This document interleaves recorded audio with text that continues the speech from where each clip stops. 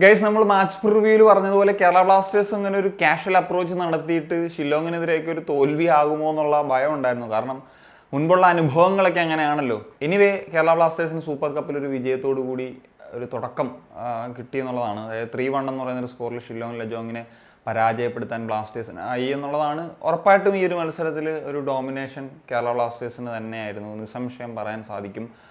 പക്ഷേ പറഞ്ഞ പോലെ ഒരു അപ്രോച്ച് ഇതെന്ന് പറഞ്ഞാൽ നമ്മൾ ISL കളിക്കുന്ന പോലത്തെ ആ ഒരു ഹൈ ഇൻറ്റൻസിറ്റിയിൽ ഉള്ള ഒരു ഗെയിമൊന്നും ആയിരുന്നില്ല. പിന്നെ വേറൊരു കാര്യമുണ്ട്, കേരള ബ്ലാസ്റ്റേഴ്സ് പൊതുവെ വളരെ ടഫായിട്ടുള്ള ഒപ്പോണൻസിനെതിരെയാണ് എപ്പോഴും ബെസ്റ്റ് ഫുട്ബോൾ. ഇപ്പം നമ്മൾ മോഹൻ ബഗാൻ്റെ കാര്യം എടുത്താലും മുംബൈ സിറ്റി FC പോലെയുള്ള ടീമുകൾക്കൊക്കെതിരെ നമ്മളത് കണ്ടിട്ടുള്ളതാണ്. ഈവൻ ഒഡീഷ FC എതിരെയുള്ള ഒരു മാച്ചസിലൊക്കെ നമ്മൾ കണ്ടിട്ടുള്ളതാണ്. സോ പിന്നെ ഈ ഒരു മത്സരം നടന്നത് അറിയാമല്ലോ, സമയം എന്ന് പറഞ്ഞു കഴിഞ്ഞാൽ ഉച്ചയ്ക്ക് 2 മണി മുതലാണ്, അല്ലെങ്കിൽ 2 മണിക്കാണ് കിക്ക് ഓഫ് സംഭവിച്ചുള്ളത്. അപ്പം അതിൻ്റെ കാര്യങ്ങളൊക്കെ ഉണ്ടായിരുന്നു. എന്തായാലും ഈ ഒരു മത്സരത്തിൽ ഒരു പെപ്ര മസാല ഉണ്ടായിരുന്നു എന്നുള്ളതാണ് ഏറ്റവും പ്രധാനപ്പെട്ട കാര്യം. കാരണം പെപ്ര 2 ഗോളുകൾ അടിച്ചു എന്നുള്ളത് മാത്രമല്ല, പെപ്രയുടെ ഒരു ബ്രില്യൻ പെർഫോമൻസ് കണ്ടിട്ടുള്ളൊരു മാച്ച് കൂടിയാണ്. പലപ്പോഴും നമ്മൾ കാണാറുള്ള പെപ്ര ഗോൾ അടിക്കുന്ന മാച്ചിൽ പുള്ളിക്കാരൻ്റെ ഓവറോൾ പെർഫോമൻസ് എപ്പോഴും മികച്ചു നിൽക്കും എന്നുള്ളൊരു ഫാക്ടർ ആണ്.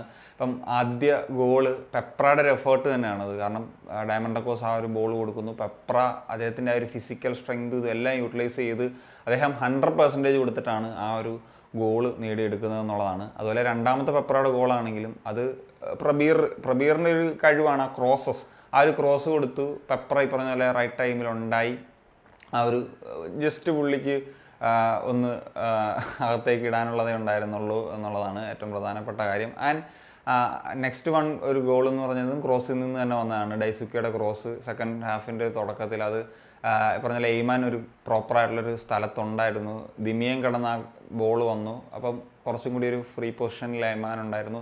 അങ്ങനെ ആ ഒരു മൂന്നാമത്തെ ഗോൾ നേടാൻ സാധിച്ചു. ഷില്ലോങ് ലജോങ്ങിനെ സംബന്ധിച്ചിടത്തോളം അവർ നേടിയെടുത്ത ഗോൾ അത് ഒരു പെനാൽറ്റിയിൽ നിന്നാണ്. സോ പെനാൽറ്റി അതൊരു കൺഫ്യൂസിങ് ആയിട്ടുള്ളതാണ്. കാരണം ആദ്യം സച്ചിൻ്റെ കയ്യിൽ ആ ഒരു ബോൾ കൺട്രോൾ വന്നതിന് ശേഷം ആ ഒരു പ്ലെയർ അങ്ങോട്ട് ഇടിച്ച് കയറുന്നൊരു സാഹചര്യമാണ്. എനിക്ക് ഡിഫറെൻ്റ് ഒപ്പീനിയൻ ഉണ്ട്, ഇനിയും ഒന്നും കൂടിയൊക്കെ കാണേണ്ട. ആ മാച്ച് കണ്ട സമയത്ത് മാത്രം കണ്ടതാണ്. അപ്പം അതിനെപ്പറ്റിയുള്ള നിങ്ങളുടെ ഒപ്പീനിയൻ ഒന്ന് തീർച്ചയായിട്ടും ഒന്ന് കമൻറ്റിൽ എഴുതുക. സോ ഫസ്റ്റ് ഹാഫിൽ ഈ പറഞ്ഞതുപോലെ അറ്റാക്കിംഗ് വൈസിലൊക്കെ ഈ പറഞ്ഞ പോലെ ദിമിയാണെങ്കിലും പെപ്രയാണെങ്കിലും ഇപ്പം ലെഫ്റ്റിലൂടെ ഐമാൻ്റെ റൺസ് ആണെങ്കിലും ഡൈസുക്കയ്ക്കാണെങ്കിലും ആ ഒരു എഫേർട്ട് ഒക്കെ ഇട്ട് തന്നെയാണ് കളിച്ചത്. പക്ഷേ ഡിഫൻസ് ആദ്യ പകുതിയിൽ കുറച്ച് ഷേക്കി ആയിട്ടാണ് എനിക്ക് തോന്നിയത്. കാരണം ഇപ്പം ഹോമിപ്പാമിൻ്റെ കേസ് എടുത്തു കഴിഞ്ഞാൽ ഹോമിപ്പാം ഒരു ബ്രില്യൻ്റ് ആയിട്ട് ചിലപ്പോൾ ഒരു ബോൾ ഇൻ്റർസെപ്റ്റ് ചെയ്തിട്ട് അത് പിന്നൊരു മിസ്റ്റേക്ക് വരുന്നൊരു സാഹചര്യം. അങ്ങനെ പുള്ളി ഒരു ബൗ ഫാക്ടർ വരും, പിന്നെ ഒരു മിസ് വരുത്തും. അങ്ങനെ 2-3 ഇൻസിഡൻറ്റ് ഈ ഒരു മാച്ചിലുണ്ടായിരുന്നു. അതുപോലെ തന്നെ എനിക്ക് ഡാനിഷിനെ സംബന്ധിച്ചിടത്തോളം ഒരു ഇതാണ്, പുള്ളി മേജർ ഒരു സമയത്ത് അല്ലെങ്കിൽ ഒരു ക്രൂഷ്യൽ സിറ്റുവേഷനിൽ പൊസിഷനിലൊക്കെ വരുത്തുന്ന ചില മിസ്പാസുകൾ, അതിൽ നിന്ന് അദ്ദേഹം ഒരു കാർഡും ഈ ഒരു മാച്ച് നേടിയെടുത്തു. സെക്കൻഡ് ഹാഫിൽ ഒരു ഡേഞ്ചർ സിറ്റുവേഷനിലേക്കൊക്കെ പോയി. Otherwise is okay.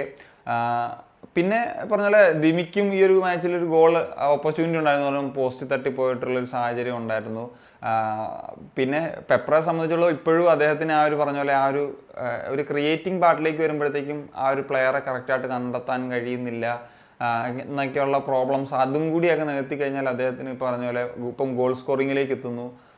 അതുപോലെ തന്നെ അദ്ദേഹത്തിൻ്റെ റൺസ് ഭയങ്കര ഡേഞ്ചറാണ്. അതുപോലെ അദ്ദേഹത്തിൻ്റെ ഒരു ഫിസിക്കൽ പ്രസൻസ് ഇതാണ്. ഈ ഒരു ഇതും കൂടെ എത്തിക്കഴിഞ്ഞാൽ പെപ്രയെ പിടിച്ചാൽ കെട്ടാത്ത രീതിയിലേക്കൊക്കെ ആ ഒരു ലെവലിലേക്ക് വരാനായിട്ട് സാധിക്കും എന്നുള്ളതാണ്. പിന്നെ ഷില്ലോങ്ങിൻ്റെ ഭാഗത്തു നിന്നും ഫസ്റ്റ് ഹാഫിൽ നല്ല രൂപത്തിലുള്ള അറ്റാക്സ് ഒക്കെ വന്നിട്ട് ഞാൻ പറഞ്ഞു ഡിഫൻസ് കുറച്ച് ഷെയ്ക്ക് ചെയ്യാവുന്ന സിറ്റുവേഷനൊക്കെ പോയി. പക്ഷേ സെക്കൻഡ് ഹാഫിലേക്ക് വരുമ്പോഴത്തേക്കും ആ ഒരു അപ്രോച്ച് അല്ലായിരുന്നു. അങ്ങനെ ഒരു ഡേഞ്ചറസ് ആയിട്ടുള്ള സിറ്റുവേഷനൊന്നും ഷില്ലോങ് വന്നിട്ടില്ല. ഒരു 1 സൈഡഡ് ഗെയിം പോലെയൊക്കെ ആയിരുന്നു ഉണ്ടായിരുന്നത്. ചില കൗണ്ടർ സിറ്റുവേഷൻ ഒഴിച്ചു കഴിഞ്ഞാൽ അങ്ങനെയാണ് എനിക്ക് പേഴ്സണലി ഫീൽ ചെയ്തിട്ടുള്ളത്. എനിവേ ഇനിയിപ്പം നമുക്ക് 2 മാച്ചസ് ആണ്, നോർത്ത് ഈസ്റ്റും ജംഷഡ്പൂരും. ഇതും വിൻ ചെയ്യേണ്ട മാച്ചസ് ആണ്.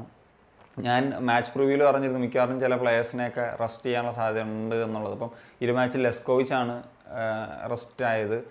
സോ അടുത്തൊരു മാച്ചസിലേക്കൊക്കെ വരുമ്പോഴത്തേക്കും നമ്മൾ ആ ഒരു ഫോറിൻ CB കോംബോ തിരിച്ചു വരുമെന്നുള്ളതാണ്. കാരണം ഈ ഒരു മാച്ചിൽ തന്നെ ചില സൂചനകൾ തന്നു ഡിഫൻസിൻ്റെ പ്രശ്നങ്ങൾ. അപ്പോൾ നമുക്ക് ISL ടീംസിനൊക്കെ എതിരെ കളിക്കുന്ന സമയത്ത് ആ ഒരു രീതി, ആ ഒരു ഡിഫൻസ് കോമ്പാക്റ്റ് ആയിട്ട് വെക്കുന്ന രീതിയിലേക്ക് പോകുക എന്നുള്ളത് ഇമ്പോർട്ടൻറ്റ് ഫാക്ടർ തന്നെയാണ്. So that's it guys. അപ്പം എന്താണ് നിങ്ങളുടെ ഒപ്പീനിയൻസ്? ഉറപ്പായിട്ടൊന്ന് കമ്പോസ് ചെയ്യാൻ പറ്റുമോ? കാണിക്കാൻ അവിടെ